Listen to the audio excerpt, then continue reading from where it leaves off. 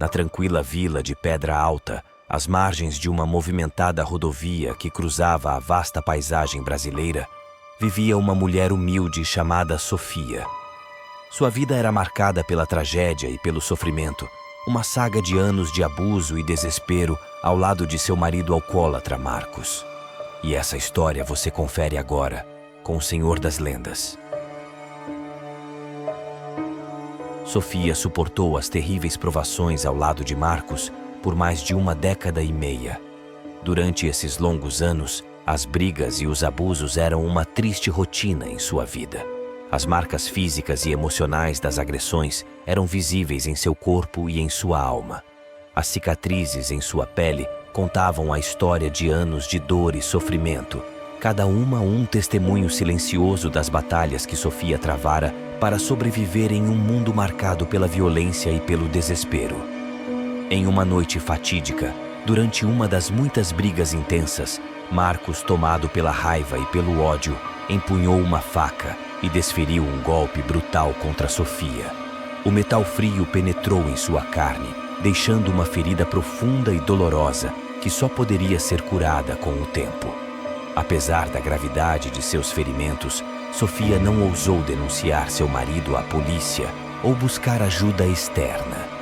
O medo e a dependência a mantinham acorrentada a um ciclo interminável de abuso e desespero, onde a esperança parecia um sonho distante e inalcançável. E assim, as noites se transformavam em dias, e os dias se transformavam em anos, enquanto Sofia continuava sua dolorosa jornada ao lado de Marcos, buscando desesperadamente por uma luz no fim do túnel, por um raio de esperança em meio à escuridão opressiva de sua vida. Após anos de abuso e desespero ao lado de Marcos, Sofia finalmente encontrou uma centelha de esperança em meio às trevas de sua vida. Em um dia fatídico, Marcos ganhou uma grande quantia em dinheiro em uma aposta, o que despertou nele a ganância e a luxúria por uma vida melhor. Aproveitando-se da oportunidade, Marcos fugiu com sua amante, deixando Sofia e seus 2 filhos pequenos, Miguel e Júlia, desamparados e sem recursos. A traição de Marcos foi o golpe final para Sofia, que viu sua frágil esperança desmoronar diante de seus olhos. Com o coração dilacerado pela dor e pela desolação, Sofia enfrentou um abismo de desespero e angústia. Ela sentia que não havia mais razão para viver, que sua vida estava arruinada, sem emprego, sem dinheiro e sem ter o que comer. Foi então que a ideia sombria de pôr fim ao seu próprio sofrimento e ao de seus filhos começou a tomar forma em sua mente atormentada. Em um momento de profunda tristeza e desespero, Sofia decidiu que a única forma de proteger seus filhos do mundo cruel que os aguardava era tirar-lhes a vida para não causar sofrimento a eles. Levando Miguel e Júlia consigo, ela os conduziu até as margens escuras de um rio próximo, onde as águas agitadas ecoavam o turbilhão de suas emoções torturadas. Com lágrimas nos olhos e o coração partido, Sofia afundou as mãos trêmulas nas águas geladas do rio, selando o destino trágico de seus filhos inocentes. O grito silencioso de suas almas perdidas foi abafado pelo ruído ensurdecedor das águas revoltas, enquanto o peso da culpa e do remorso se abatia sobre os ombros de Sofia. Mas quando chegou a vez de Sofia, o fardo de sua dor era grande demais para suportar. Diante da imagem dos corpos de Miguel e Júlia, Sofia vacilou, hesitou, não teve coragem para seguir o mesmo destino de seus filhos. A voz da razão lutava contra a correnteza de sua agonia, sussurrando que ainda havia esperança, que ainda havia uma chance de redenção. E assim, Sofia recuou do abismo da autodestruição, mas o preço de sua hesitação foi a perda de sua sanidade. Ela enlouqueceu.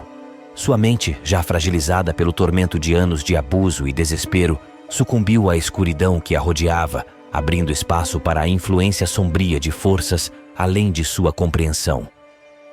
A traição de Marcos e a terrível tragédia que se abateu sobre Sofia e seus filhos deixaram uma marca indelével na vila de Pedra Alta. O desaparecimento de Miguel e Júlia foi um golpe doloroso para a comunidade, que ficou perplexa diante da crueldade do destino que se abateu sobre a família. Enquanto o luto pairava sobre a vila, relatos perturbadores começaram a surgir.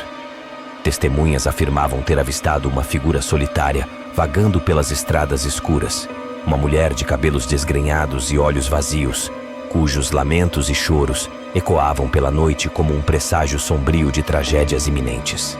O terror se instalou na mente dos moradores de Pedra Alta, que passaram a evitar as estradas e caminhos próximos ao rio, onde Sofia e seus filhos foram encontrados. Crianças começaram a desaparecer misteriosamente, suas vozes silenciadas pelo abismo implacável das águas revoltas. Foi então que uma criança, sobrevivente de um encontro terrível, ousou relatar sua experiência às autoridades locais. Ela descreveu como, enquanto brincava de esconde-esconde próximo a um lago, avistou uma mulher chorando em um canto escuro da mata. Intrigada e preocupada, a criança se aproximou para ajudar, apenas para se deparar com uma visão aterrorizante.